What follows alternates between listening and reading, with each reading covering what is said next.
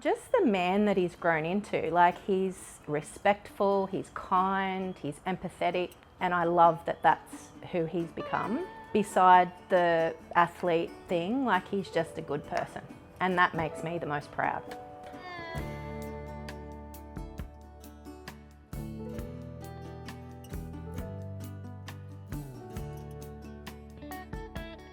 He didn't get his first actual proper scooter until he was probably 6 or 7, and that was still a Razor, but it was the Ultra Pro. When they bought out the Ultra Pro, I found one at Toy World at Tweed Heads.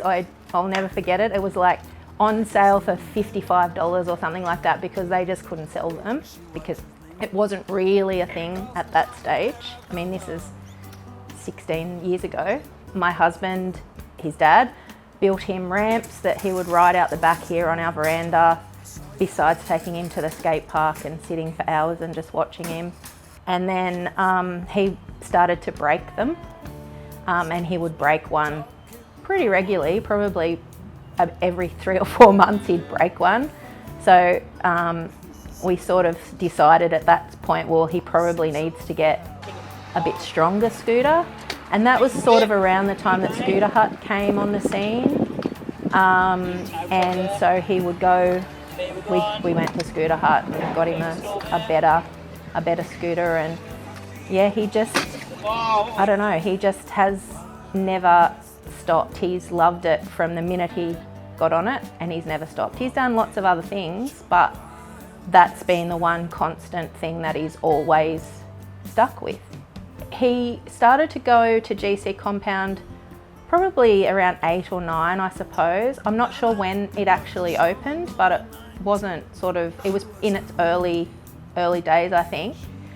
And he would just go up there and watch the big boys ride. And then Jessie Bays, Darcy Cherry-Evans, Jed Adams, they sort of started doing lessons on a Saturday morning. So either Daniel, his dad, or myself would drive Joel up there to the lessons, and he would do the lessons with the boys, and then he gradually got to know them, and then as he got older and got better, he started to ride with them, and yeah, sort of the rest is history.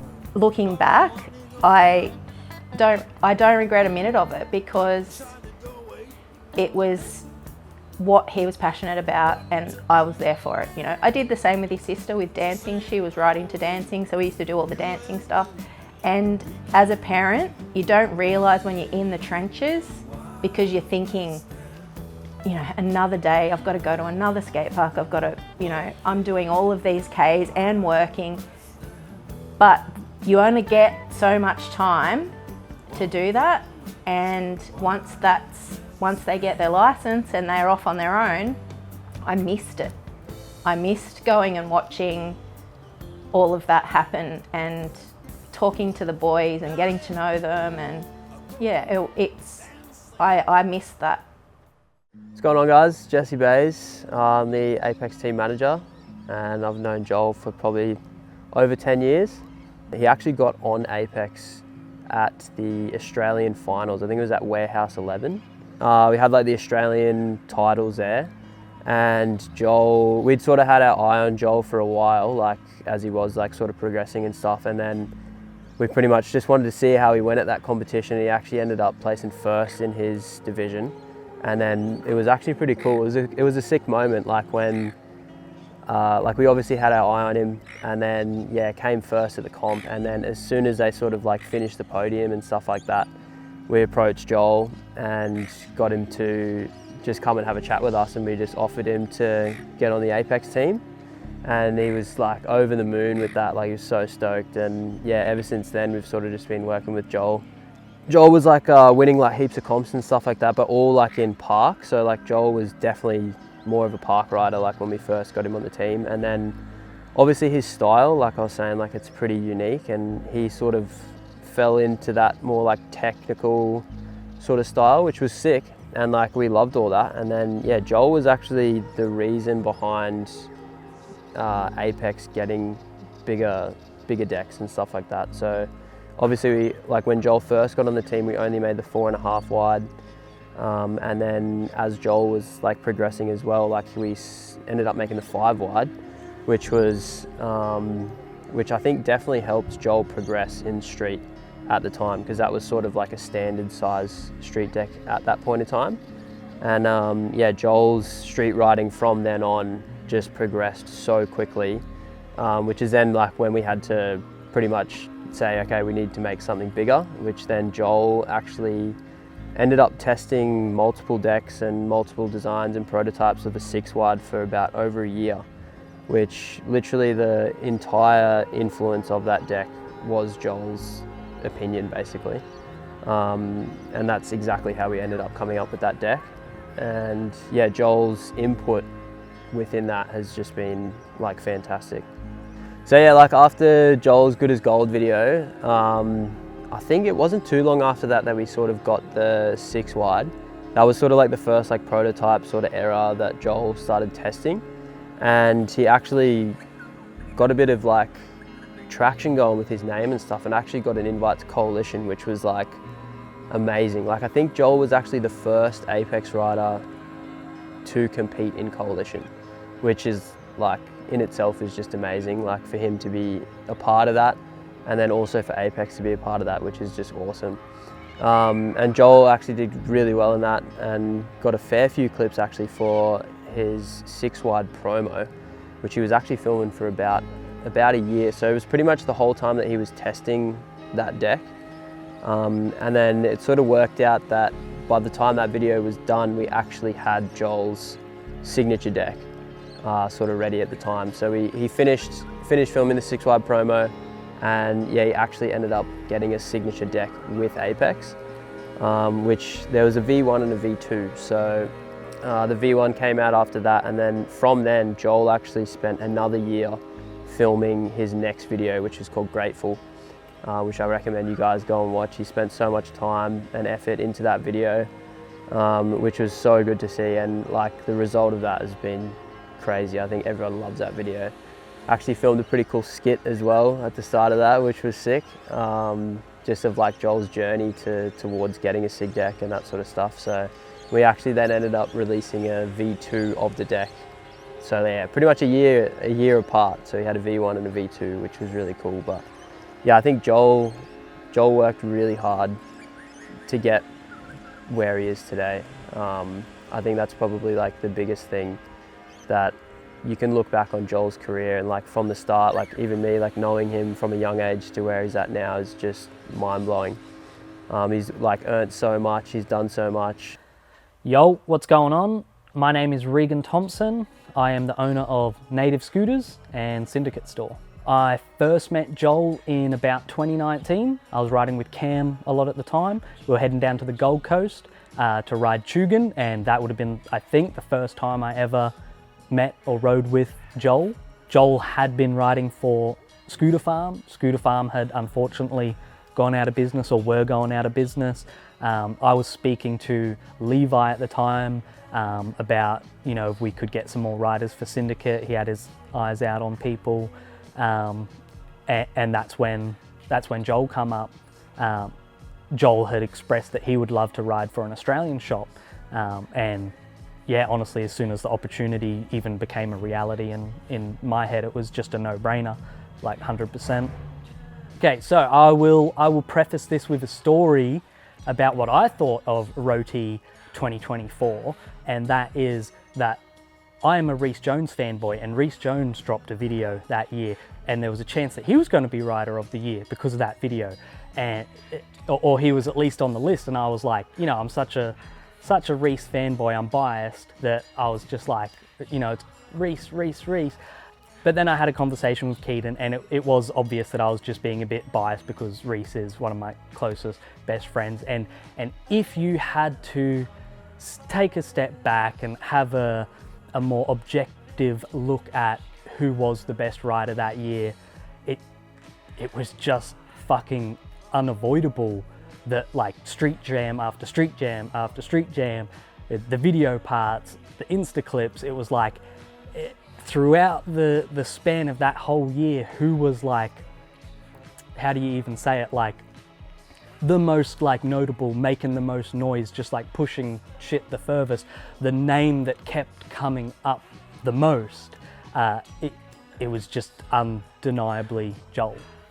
Not all the tricks themselves, but the actual like diversity of the tricks and the spots. And again, that's like something about Joel that is so impressive, is that you can't like pigeonhole him to specific kinds of spots. His riding is like really so all over the place, whether it is like just like big hammers, small technical stuff, manis, rails, ledges. Like, it's so impressive to see a rider that does have that much trick diversity, but also spot diversity. It's like seriously fucking impressive. The 180 to fakie to 180 whip out on the precision, I think is like a slept on clip in that video part. To me, that's just like to 180 and land fakie down something like that is like fucking insane. Like, there's so much more bigger, gnarlier stuff in the video, but like, yeah, just little things like that, when riders are, I think, as good as Joel, stuff like that gets underrated, that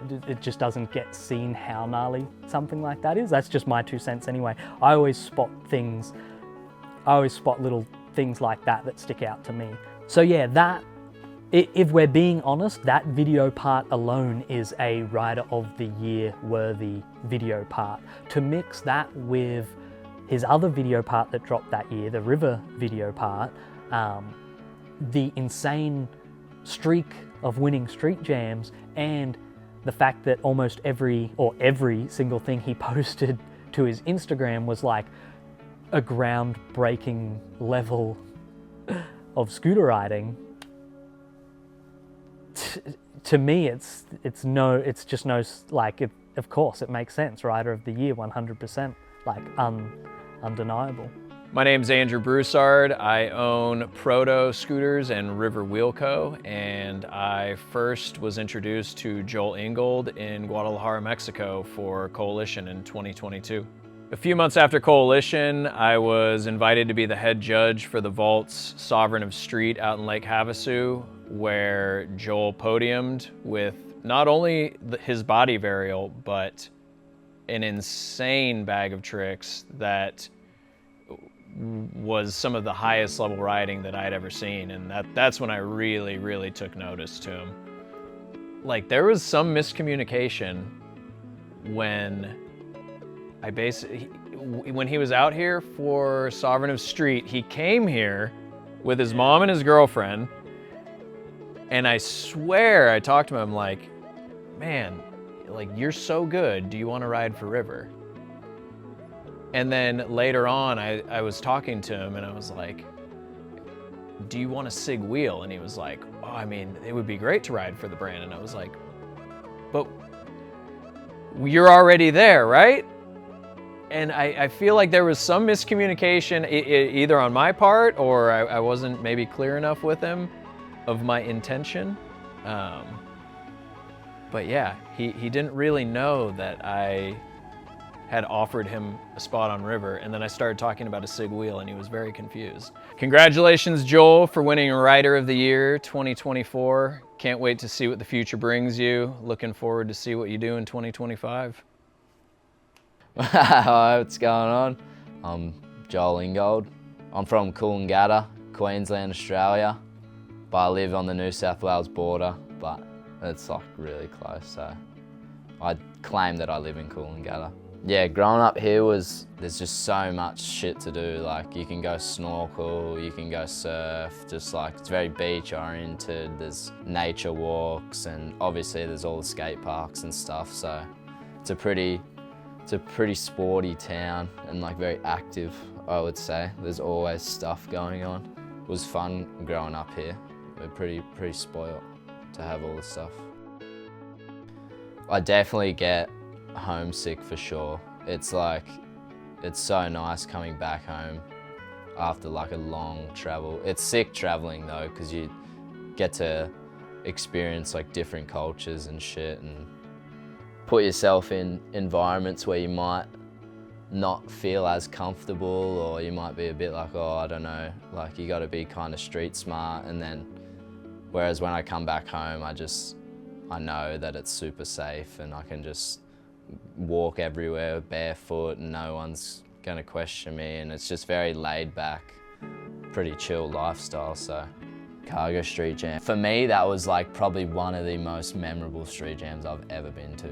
And then I remember meeting everyone there that I hadn't seen in like 4 or 5 years, and all they remembered of me was like this little fucking annoying 15-year-old that was just like drinking Modelo's on the side of the road.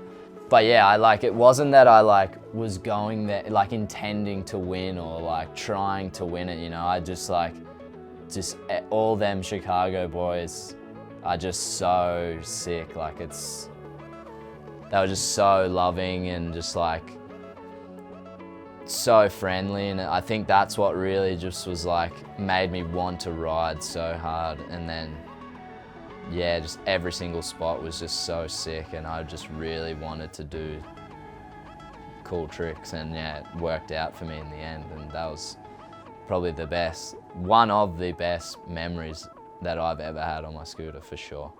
I don't know what it is. It's it's everyone just like screaming and like G'ing it up, because if you if you hesitate and fall in front of everyone, like it's pretty rattling. So I feel like it almost makes you tunnel vision and makes you like have to go and land it, because you know what to do. It's like a mental thing. But yeah, I think it really helps me, like the people G'ing it up, like going crazy for it. And then yeah, I ended up winning my second street jam in a row ever. So that was insane to win at like two really big street jams in America, just weekend after weekend, was nuts. Like I did not intend on it at all. I was just having fun on my scooter really. After the first couple street jam wins and like after my video part, like everyone was telling me like, oh, you got ROTY for sure, ROTY for sure. And I was just like just in like disbelief. I was like, nah, it won't be me. Cause like I just never would have thought that I would be even considered, you know? And like, I know that I did really well, but I don't know, I'm just like, I just never thought it would have been me. And to win that is like, to do all of the street jams, the video part that I dropped, the second video part that I dropped for River, and then ending the year off breaking my ankle and still winning that, and being in like the history books for like kids, the next generation who's gonna look at ROTY riders, and me being the 5th or like the 6th ROTY to be announced is just like, it's just insane. Like the lineup of the previous ROTYs are like some of my biggest idols. So to be even just mentioned in that lineup of riders last year was just mental. I never would have thought that I would have won it.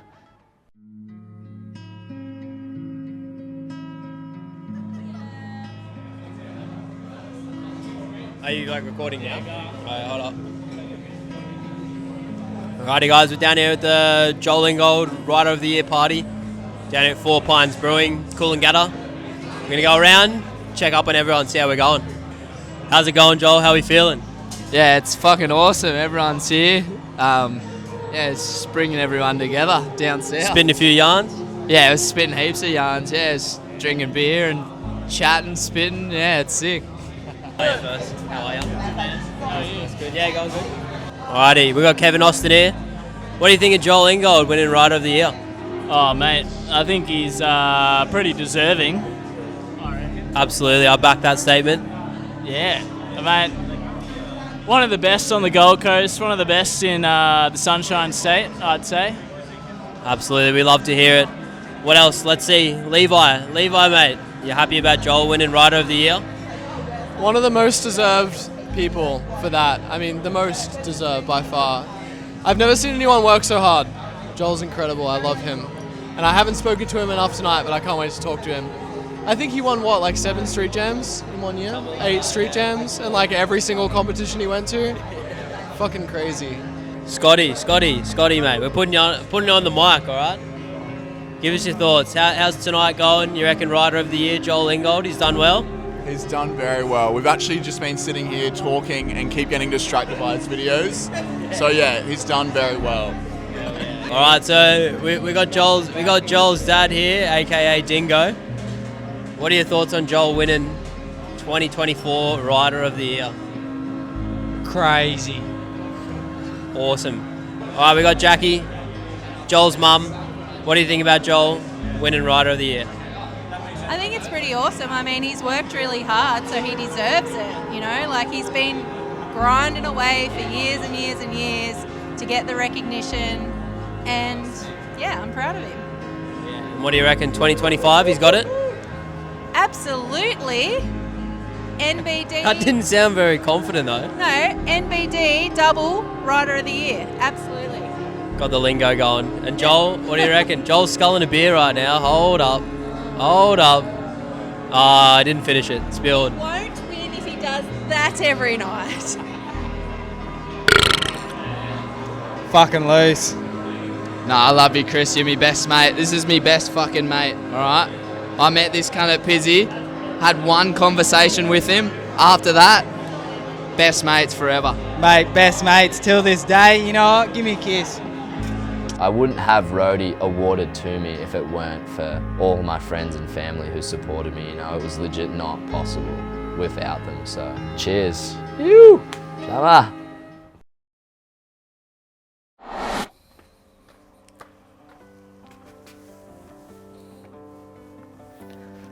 Alright, so the scooter industry has been a little bit touch and go for the last couple of years. And I do feel like even at Native, we've kind of just been coasting along. I mean, we have been doing what we've always been doing and sticking true to our roots, and that we're really proud of. But it just started to feel like we could be doing more. I wanted to do something that makes a statement that really speaks to what the future of Native looks like. But adding someone to the team is something that we obviously take really seriously. It's not something that we take lightly. It does have to be a certain kind of person to fit in with what we've already built to a degree, but actually, more importantly, in this day and age, it's about finding someone who's going to push things to the next level and lead the next wave for Native.